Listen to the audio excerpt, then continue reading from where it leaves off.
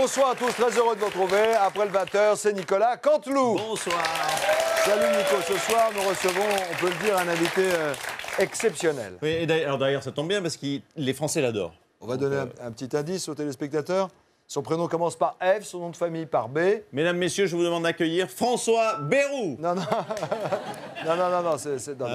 c'est drôle parce que je crois qu'il avait soutenu Bayrou à un moment, en 2007. Alors, en 2012, je ne sais pas.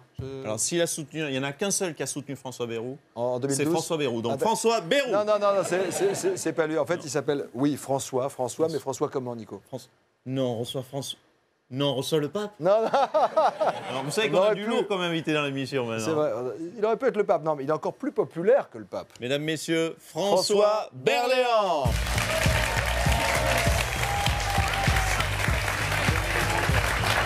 On va bien. Bienvenue. On est très heureux de vous accueillir, d'autant plus qu'en regardant votre filmographie avec Nicolas, on s'est rendu compte que vous avez joué avec les plus belles femmes du monde. Non, regardez, Diane Kruger dans Mon idole, Ludivine Sagnier dans La fille coupée en deux, aux côtés de Virginie Efira dans le film dont on va parler ce soir, Dead Man Talking.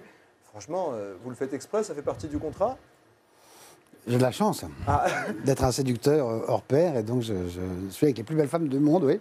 Alors, il y a un comédien qui est très jaloux de ce succès, notamment de cette affiche que vous partagez à chaque fois, et qui voulait vous donner un petit conseil, peut-être. Il est là, c'est François Cluzet, un autre François. Putain, François François, mais arrête, tu déconnes, ça va se voir, François. Ça va se voir que tu choisis tout. Ben oui, il choisit ses films pas par rapport à l'histoire, par rapport à la fille avec qui il joue, l'actrice. Il s'en fout du scénario.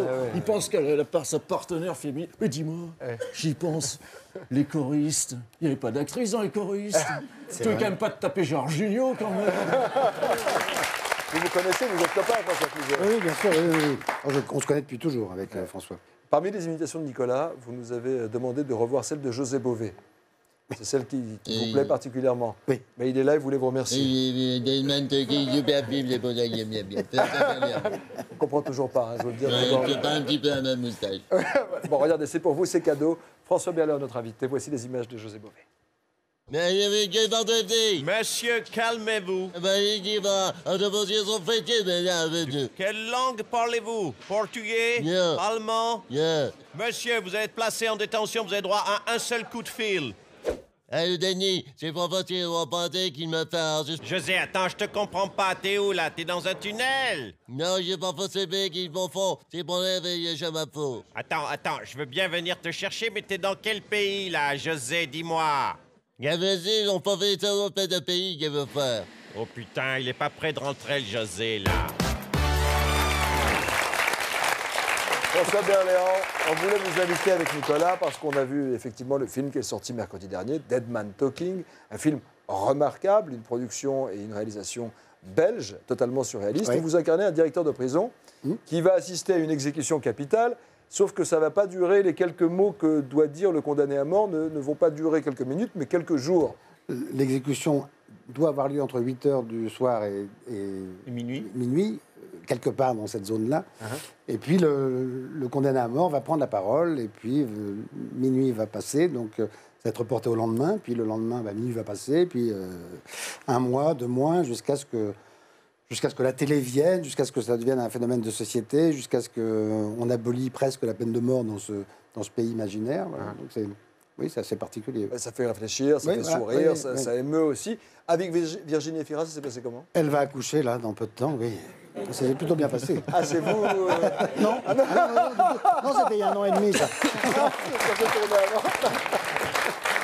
Alors, il y a un autre comédien qui joue aussi, parfois des rôles graves, des rôles où il faut avoir une gueule. C'est Jean-Pierre Bacré qui voulait vous faire un petit coucou. C'est quoi cette présentation? Ça veut dire quoi? Que François et moi, on jouerait toujours les mêmes rôles de râleurs stéréotypés? Non, mais dans votre dernier film, vous jouez pas non plus le mec le plus drôle du monde. C'est un râleur que vous jouez. Non, c'est des idées préconçues. J'ai passé dans le casting. Je m'étais préparé pour le film Japlou. Vous avez passé le casting pour Japlou pour faire le cavalier? Non, le cheval. Je m'étais bien, pas besoin de rire. Je m'étais bien préparé. J'ai bouffé de l'avoine pendant 6 mois. Premier jour de casting, je passe bien la barre à 1m30, et puis je sais pas, la deuxième barre à 1m80, j'accroche avec la patte arrière, ils m'ont pas pris. Hein. Du coup, je me suis retrouvé à faire un rôle de râleur dans un film de Daniel Jaoui. Ouais, en même temps, si vous n'aviez pas... Je plaisante, bien sûr, Ah, bon, il est con, ce Nico, aussi. Ah, mais il fallait faire attention à la patte arrière, surtout. Tout de suite, c'est le meilleur de la semaine en images, regardez. Bonjour, je m'appelle Didier, je suis éleveur de champions. Bon, c'est pas un métier facile, hein, faut de la patience. Alors lui, c'est Franck. Franck, c'est mon footballeur préféré. Il est tout foufou. Il est plein de vie, plein de vitalité.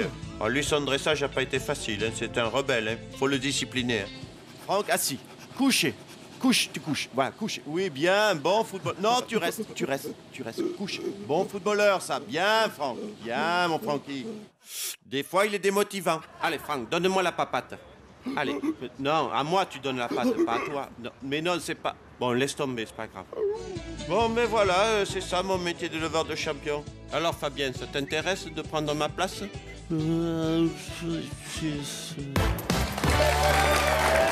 Entraîneur de l'équipe de France, ça vous tente? Ah oui. Ouais, vous êtes fan de foot, vous. Oui, je suis fan de foot. De rugby aussi, d'ailleurs. Plus de rugby que de foot. Vous êtes un peu imitateur ou pas? Je l'ai été. Non. J'étais prof d'imitation. Oui.